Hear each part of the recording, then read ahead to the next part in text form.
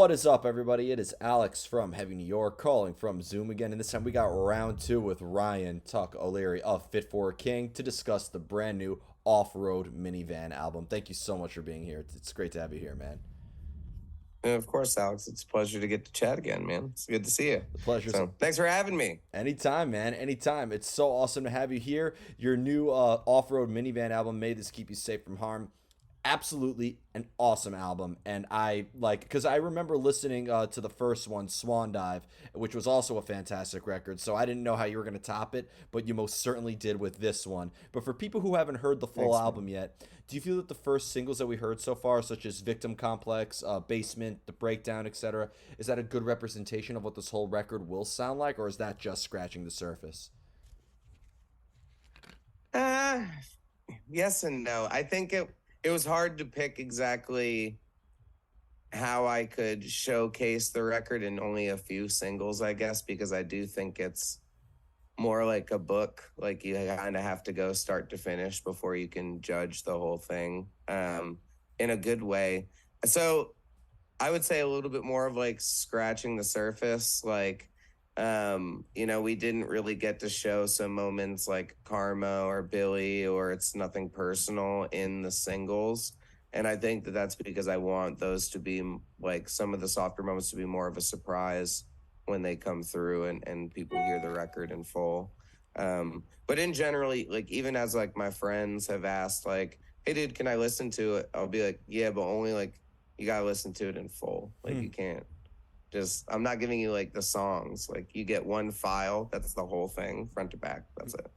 Was there like So you mentioned that it is sort of like a chapter in a way, or like maybe even for lack of better words, a concept album. So like opening up with yeah. Fade Out and ending with It's Nothing Personal. Which, by the way, It's Nothing Personal is the title of my favorite metalcore album by Bury Your Dead. So I like Dude. Yeah. the little Easter egg in there. I love that band. Yeah, Thank you. yeah. Yeah, like well, it's so that song just, uh gosh, they're all very a bit different. Like so, Fade Out. Just Evan, our drummer pianist, like he wrote that where he sent me a voice clip one day of just him playing piano, singing that, and I was like, bro, that's the intro to the record. Like that's amazing. He was like, what? And I'm like, yeah, like that's it. Like we're just don't fuck with it. Like that's it. And then like we re-recorded it and then added in like the full band half to it eventually. But It's Nothing Personal was just like I'm still friends with the dude that song's about. He just like really made me mad like a few years ago, and he did some shit, and I wrote a song about him, and like I had to show it to him before this came out because I didn't want to like you know I don't want to hurt his feelings because when he hears it, he's gonna know it's about him for sure, and so I just was like, yo, man, like, it's nothing personal. Like, I wrote this when you did that thing you did, but like, it's all love, dude. And so that's why it's titled that, is just because that is the intention. Is like, I think it does sound pretty mean. Like, it's not the nicest song on the planet in terms of how you speak on someone, but I don't want it to reflect on him negatively, nor will I like admit who it is other than like to him and my band, you know? I think after Eminem put out Kim, I don't think anybody could top that. Yeah, Yeah, right. and I mean You know? that's most of Nine Inch Nails songs. Trent Reznor wrote songs at people. I mean that's like 90% Yeah. of Pretty Hate Machine right there. So Well, this guy's got two in my catalog. Spiral Gaze is about him too. okay, so So, he's a bit, my dad calls him my muse.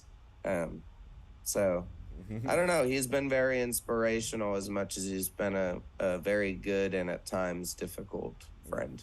well, So, those are always the best friends because they serve as sources of inspiration. They teach you, you could help them. Those you are, know it. yeah, it's not a real if it's all just pizzas Yeah. and ice cream the whole time, it's not a real friend. A real friend has to make you hate No. them sometimes. So, Yeah. yeah. Yeah, I very much agree. Especially, you get a little older and that's all you really have around if you have them around still, you know what I mean? So, Yeah. yeah, the record's definitely like an evaluation and processing of relationships and some like some of that, like coming of age breakups, but not in like the sense of like I'm married. I write about dudes that I have fights with, that I've been friends with for too long, and then now I'm no longer with. Well, And now that you're married, you can't write it about different girls. Now it has to be about you dudes. know it, brother. Yeah. So I gotta set up some fucking bullshit. Nah, the victim complex, the breakdown, and pity sex are all about the same person. Um, so that was like a way of processing that breakup, because I that was like one of my oldest friends that I very, still love. Like, just can't do it anymore. And don't want to, not gonna. So this was my way of like finding out how to say that. When it come, was this always the preconceived vision behind "May This Keep You Safe from Harm"? Was that sort of how you went into it, or being that I felt like with Swan Dive coming out during like lockdown in a way that maybe being that the world was very different, this was almost kind of like you were approaching off-road minivan with a completely different frame of mind. Yeah, I think after, because it was difficult to put out Swan Dive and not be able to play or talk about it, do anything with it really, like, it definitely was a bummer. I was at the beginning of that period of time. I don't think I had ever really experienced like depression or anxiety until, the darker days, if you will. And it was interesting because, I've been very lucky and privileged to, like, I went from like waiting tables one day when I was 25 to join in a band I fucking loved, and going out on the road all the time, and like up, up, up, and like happiness, happiness, happiness. And then it just shatters in the blink of an eye. And like, even like at the time, like I lived in Brooklyn, now I live in Jersey City. The city becomes empty. Everyone fucking leaves. Like, you literally think you need to like cross the bridge now or you won't be able to get out of it. Like, it was a really fucking weird time. So my brain definitely was processing things differently. But it started, it's always piece by piece. Like, I had the intention of how I wanted the album to fit, but I couldn't do it without the songs. So we just wrote until I felt like I had all the Lego pieces essentially, and I could like see it and start like putting it together in my head. And it started with It's Nothing Personal and Billy. And those were like the first two songs that I wrote for the record. And those and Karma. And I originally thought about putting out Billy and Karma as like a solo effort. And then I talked to the band about, I recorded them as a solo effort first, also with Adam. And then eventually, like, the record came along in a way where I was like, the record won't be as good without those songs. So I wanted them to be on the off-road record, and we like reworked Karma and made it more of a full band effort the way it is now. So to answer your question in a more direct way, like, I always knew how I wanted the record to be presented, and I had the only one title ever for the album, and I knew like I had started recording voice clips of, like my family. I did an interview with my grandmother, like all this stuff to start gathering the materials, and then like eventually we got done with the breakdown. That was the last song. It took the longest because we had that demo for like 3 years, and then when that was done, I was like, okay, I'm ready to do this record now. Well, does this resonate with you also in a different way? Because, and not to discredit Fit for a King by any stretch of the means, but being that Fit for a King, it wasn't until you got up to Slave to Nothing where you started contributing to the band, and being that with Off-Road Minivan, you've been there since the Spiral Gaze EP from the very beginning in a way. Does it maybe like resonate with you in a different way than playing like stuff off of Creation Destruction or Descendants off of Fit for a King or something like that? Yeah, luckily we don't really play those anymore, which is, because the band has changed so much since then. And like you've noted, like we've been a band for a long time. We've put out a lot of records, And even for that band, I would say most of our fans have known of Fit for a King, Dark Skies onward. And like, it's been a very interesting experience. But yes, it's Off Road was made out of the need for an outlet from how making fit records are, where this allowed me to be an asshole and to make it about myself and to have like a strong hand on how I wanted things to be, and no one could really tell me no. And it's because Fit for a King wasn't my band. It like now that's my fucking band. Like it's our band. It's always our band. Off Road is our band. But in those early years, I didn't have an identity. I didn't know who I was. Like, you know, I was finding myself. And with Off Road, I get to be whoever I want to be, the way that like it was when I was a kid. I did like a lot of musical theater, so it feels like that to me. And I get to let out the side of myself that in most ways I will never get to present myself. Like, I don't get to fucking wear makeup and dance around and fucking like come up with weird concepts and write songs about dead people just for the fucking fun of it for any other reason other than like my brain wants to do that. And in Fit for a King, we have stuff that like we do, like it's very defined. Yeah. Versus Off Road has no boundaries. I can do whatever I want. It's my little art project with my friends, and I would hope that they would feel the same way. Although they don't have the same amount of narcissism that I do, because I'm a control freak. But I'm very blessed that they like listen to me in a therapeutic sense, where they understand why I am the way I am and allow me to like explore that. You know. Well, I mean, first off, don't discredit the early days of Fit for a King. Descendants, I remember when that shit was coming out back in fucking 2011 when I was still in high school. But, like, that was a, but, I think you're right. Like, especially Dark Skies Onward, I feel like Fit for a King has, found the all puns intended, path that they were going on for the hell that you would later create. Well, but, dude, I mean, we love the old stuff. It is just, it's almost like everyone's watched the band grow throughout many stages versus like some bands just were able to like emerge as something. And, we're so blessed that we are still a band, and, that like Bobby, Ryan, and I are still like here doing this.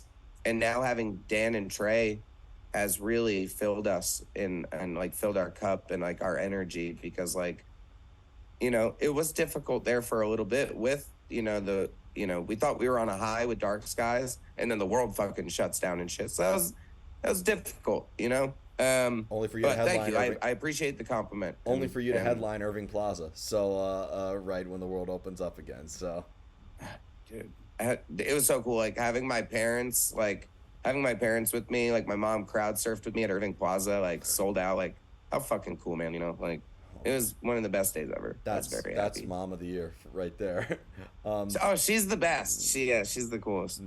But it's funny you mentioned that too, because I feel like, and again, not to pigeonhole Fit for a King, but I think it is always in a way going to be tied to that metalcore, modern day metalcore aspect behind it. But when I listen to Off Road Minivan, like I see elements of like indie rock in there. I see elements of like even some shoegaze. Like I see like people who listen. I think people who listen to Fit for a King would appreciate this. You have very open-minded fans, but I think like people who listen to like Gleamer, or maybe even like more alternative rock, or maybe even like some old school emo stuff or pop punk could also very much appreciate this as well. Is it fair to say that maybe Off Road Minivan? Oh, totally. Is Off Road Minivan a little bit more on the experimental side, if you will? Yeah, I would say like we're an alternative emo rock band thing. Like, we don't necessarily have like a defined thing, but like sure, some of it's like very, hey, I love Armor for Sleep and 30 Seconds to Mars, and like, that style of like glamour, like post-hardcore stuff. And I love Dashboard Confessional and Brand New and Jimmy Eat World and like that style, Taking Back Sunday of like emo stuff. And, and then Evan and Miles, because they have like very traditional music training. I mean, they've played everything. They literally can play everything.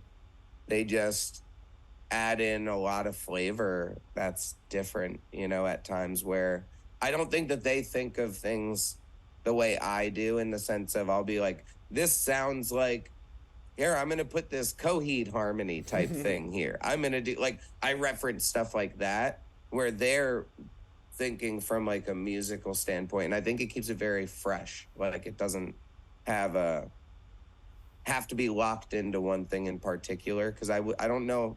They have their style, but they're so open. Like, I haven't seen the end of it yet. You know what I mean? Like, I'm still, they like, it's really cool because I'll record it. I'll just make a song on acoustic and I'll send it to Miles.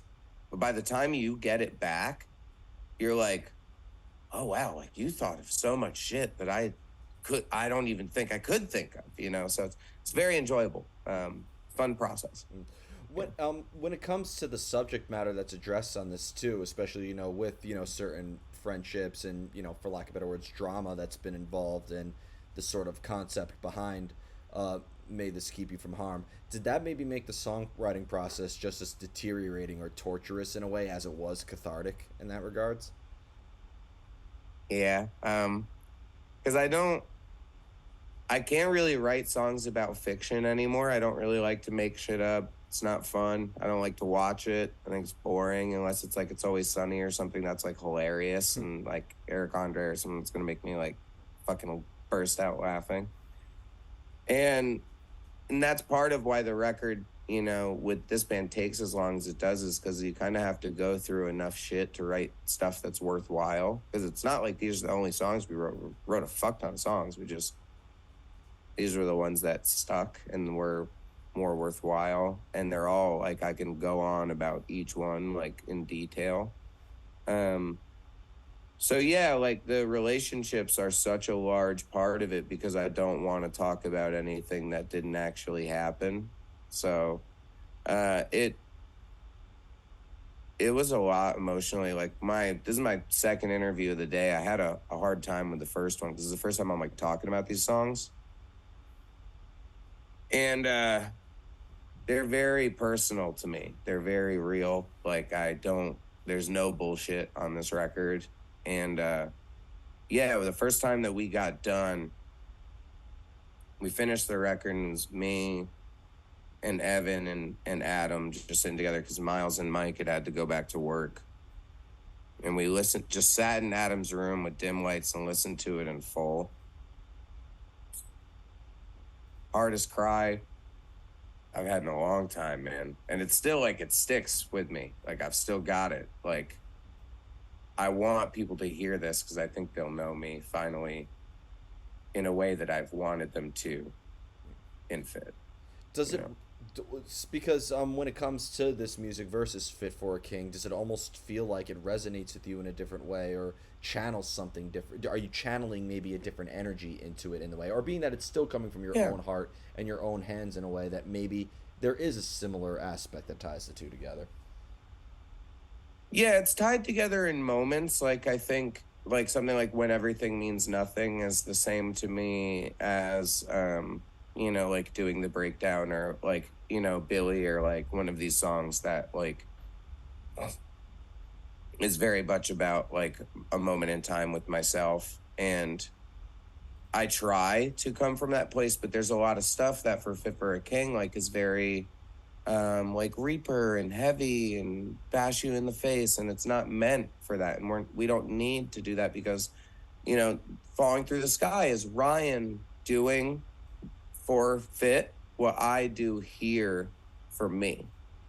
And because like in the same sense, I have this beautiful memory of the night that Ryan wrote the chorus to that song and like came out on the porch. I'm just like smoking a joint on the porch. It's like midnight or 1:00, some shit. And you're just like, dude, I wrote this chorus. Like, oh, can I sing it for you? Can I show you? And he never does that. Ryan's a shy guy. And he comes out and he plays it on his phone and he sings it for me. I was like, wow. And we have to do that for each other because that's what I think makes the best for either project.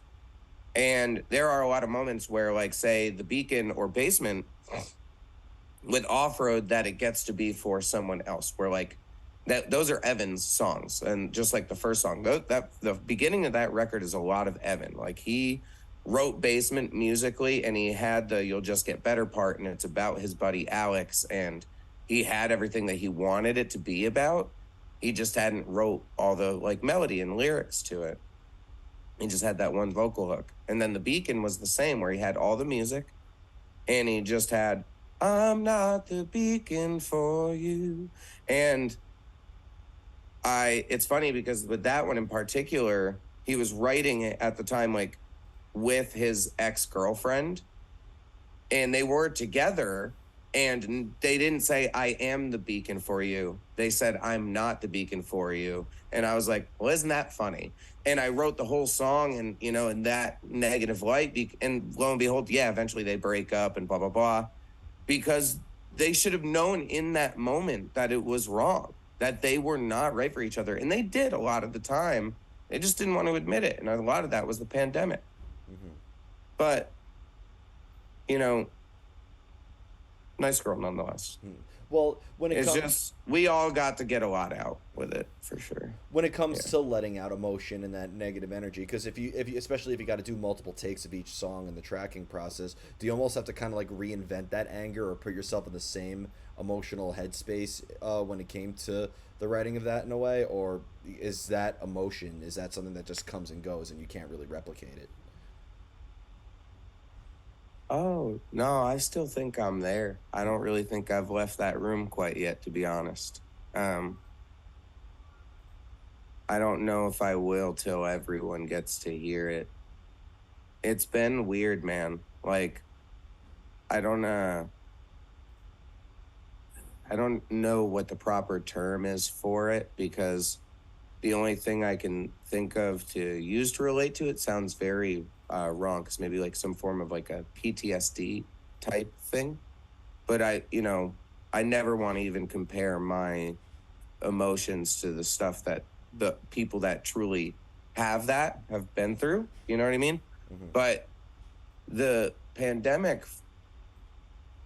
the way that it changed how I feel about things and how I process and what I want out of my life, has been very interesting to figure out.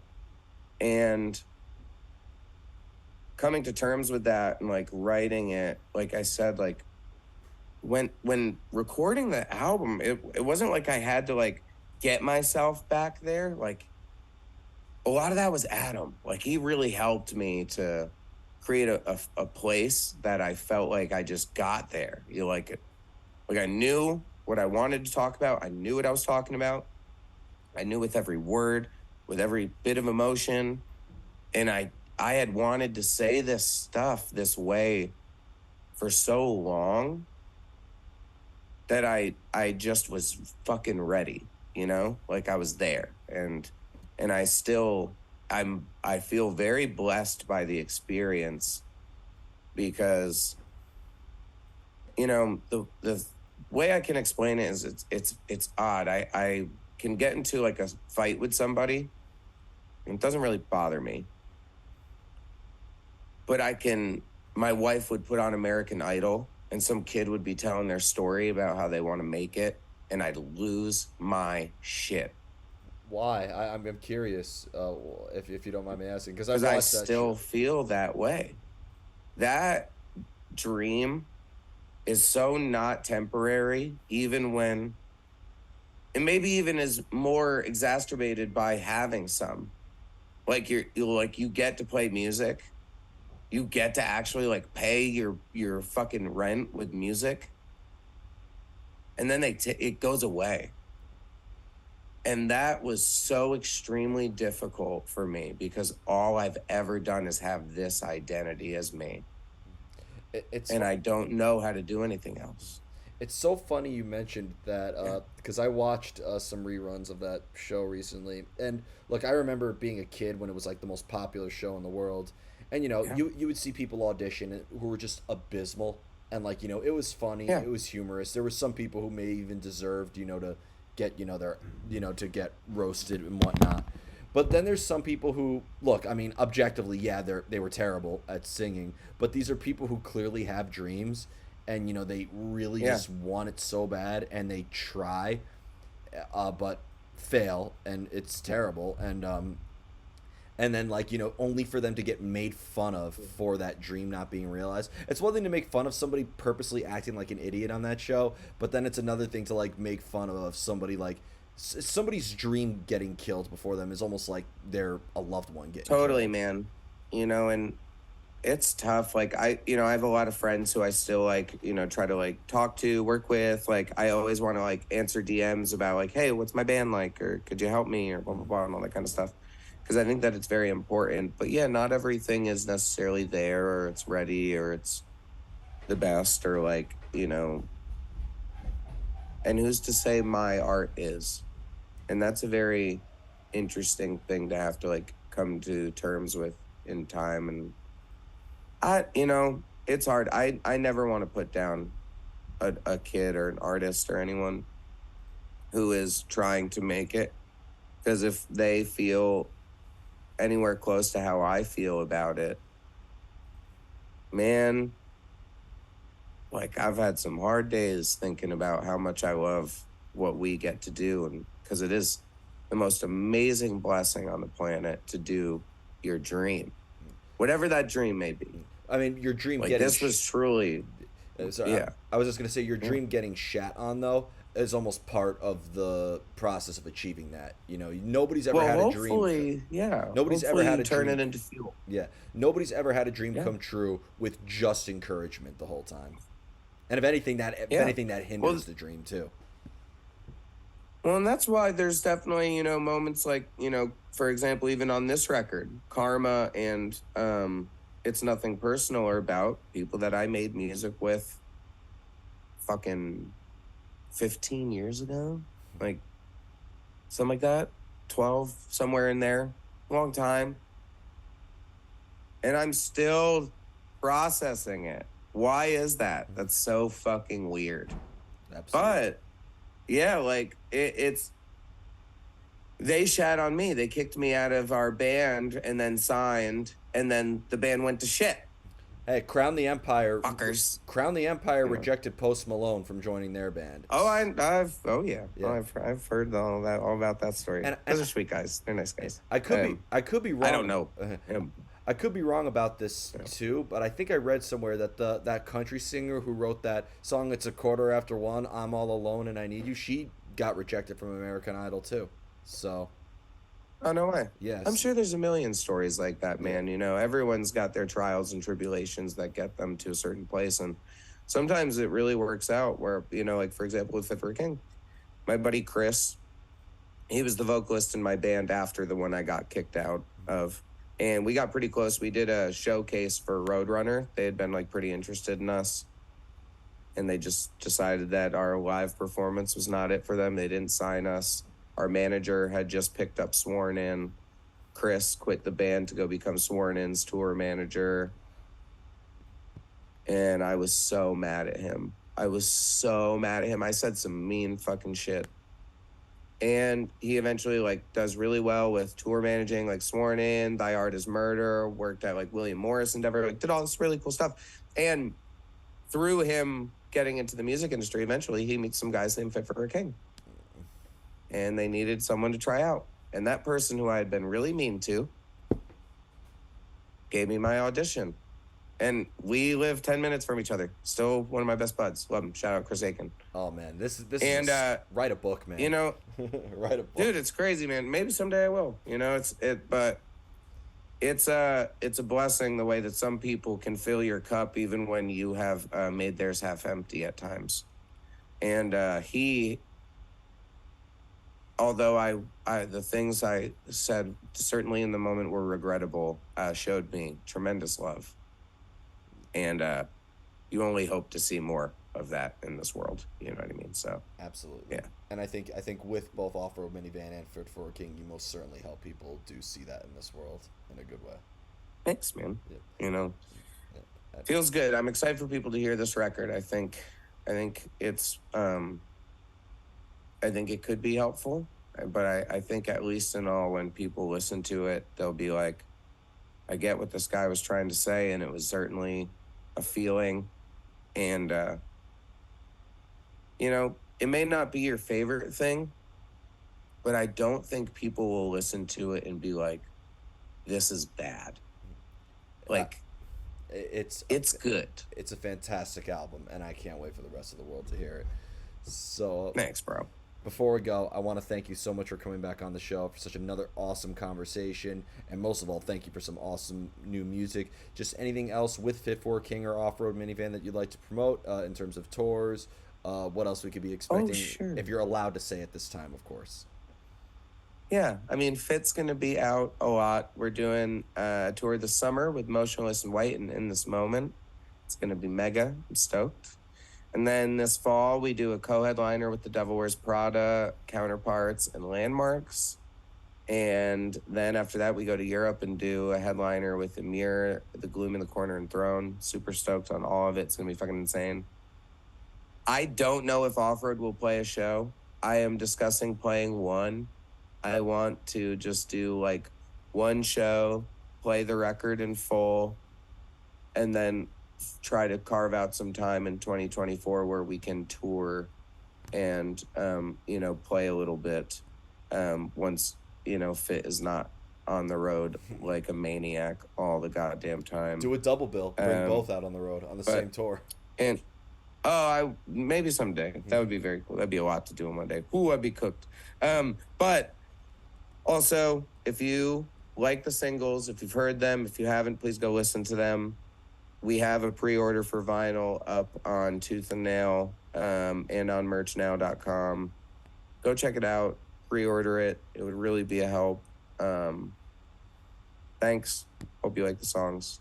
And appreciate you giving me some time, man. Awesome. It means a lot. Appreciate your time. Thank you so much. Everybody, we are here with Ryan Tuck O'Leary of Fit for a King and Off-Road Minivan. May this keep you safe from harm. Be sure to pick that up. Coming out via Tooth and Nail this June, on June 23rd. This is Alex from Heavy New York, and we will see you next time. Later, guys.